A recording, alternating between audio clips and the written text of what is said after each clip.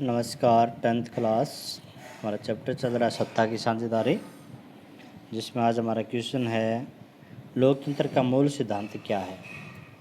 लोकतंत्र का सिद्धांत ये कहता है कि जनता की जनता के लिए जनता के द्वारा चुनी गई सरकार। वास्तव में संकल्प लोकतंत्र शक्तियों के असमान विभाजन से निकला हुआ एक संकल्प है। लोकतंत्र का पहला सिद्धांत ये कहता है कि शक्ति किसके हाथ में? जनता के हाथ में।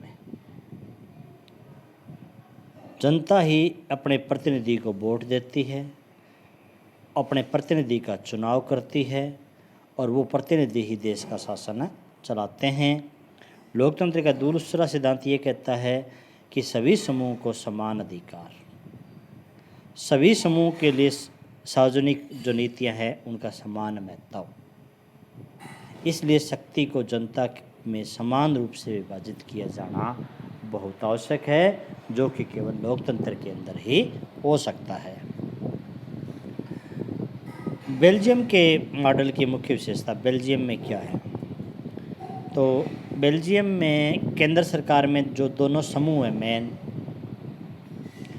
फ्रेंच है और डच है, दोनों भाषाओं के समान मंत्री हैं केंद्र सरकार में। कुछ कानूनों को पास करने के लिए प्रत्येक समूह की आवश्यकता पड़ेगी। जब तक दोनों समूह सहमत नहीं होंगे कानून पास नहीं होगा। इसलिए कोई भी समुदाय स्वयं कोई निर्णय नहीं ले सकता, दोनों समुदाय सहमत होकर ही कोई निर्णय ले सकते हैं। दूसरा, दोनों क्षेत्रों की प्रांतीय सरकारों को केंद्र सरकार की कई शक्तियाँ दी गई है।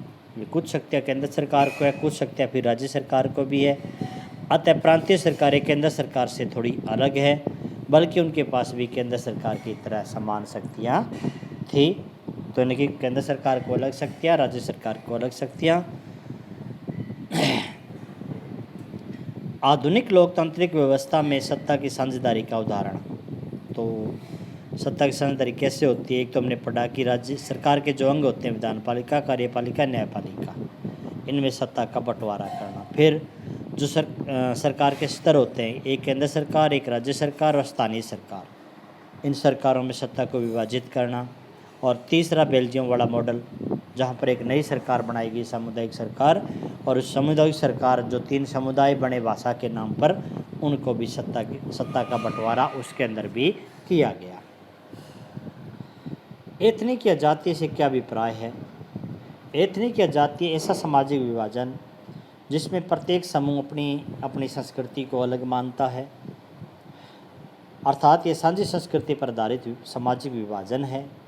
किसी भी जातीय समूह के सभी सदस्य मानते हैं कि उनकी उत्पत्ति समान पूर्वजों से हुई है, इसी कारण उनकी शारीरिक रचना है, उनकी संस्कृति है, एक समान है। यहाँ पर यह आवश्यक नहीं है कि ऐसे समूह के सदस्य किसी धर्म के मानने वाले हो या उनकी राष्ट्रीयता एक हो। भी हो सकता है उनकी संस्कृति अलग हो, धर्म अलग हो, लेकिन हो सकता वो एक राष्ट्र को हो। एक राष्ट्र में कई धर्म के लोग रह सकते हैं, कई संस्कृतियों के लोग रह सकते हैं, लेकिन राष्ट्र तो उनका एक हो सकता है।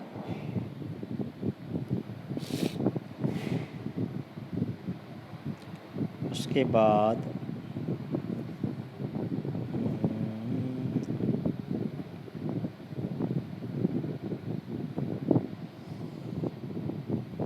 एक क्वेश्चन नंबर बड़ों में आप 4 करोगे।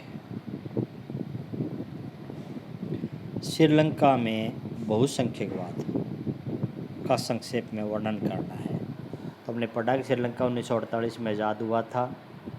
वहाँ पर सिंहली समुदाय बहुसंख्यक है और सरकार के प्रभुत्व यानी कि सरकार में मेन अधिकार उनका ही है, सिंहली भाषा का। और सिंहली भाषा की सरकार ने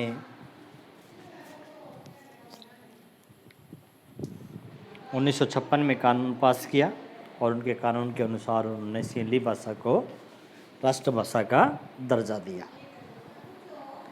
इसके अलावा सिंहली लोगों को सरकारी नौकरियां देने में प्राथमिकता दी गई और सिंहली भाषा वाले बौद्ध धर्म को मानते हैं, बौद्ध धर्म को संरक्षण दिया गया। सिंहली भाषा संस्कृति को बढ़ावा देने के लिए नए संविधान भी बनाया गया, क्योंकि श्रीलंकाई नेता अपनी संस्कृति के प्रति काफ़ी संवेदनशील हैं। सरकार की इन गलत नीतियों के कारण जो और समुदाय हैं, खासकर तमिल, वो अपने आप को बेगाना समझने लगे। यही कारण है कि तमिलों के बीच में और श्रीलंकाई समुदाय के बीच में संघर्ष शुरू हुआ, जो आखिरकार एक बड़े गृह युद्ध का रूप धारण किया, जिसके कारण श्रीलंका को काफ़ी नुकसान हुआ। तो हमारा चैप्टर पूरा हो चुका है। आज आप एक क्वेश्चन नंबर 4 यही आपको राइट करना है। एक चौथा दीर्घ में चौथा क्वेश्चन आपको राइट करना और याद करना है। इसके अलावा जो लघु के आपके करवाए गए हैं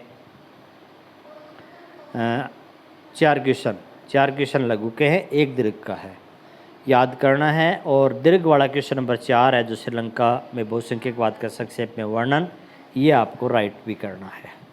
यह आज का काम है। कल हम अगला चैप्टर शुरू करेंगे। धन्यवाद।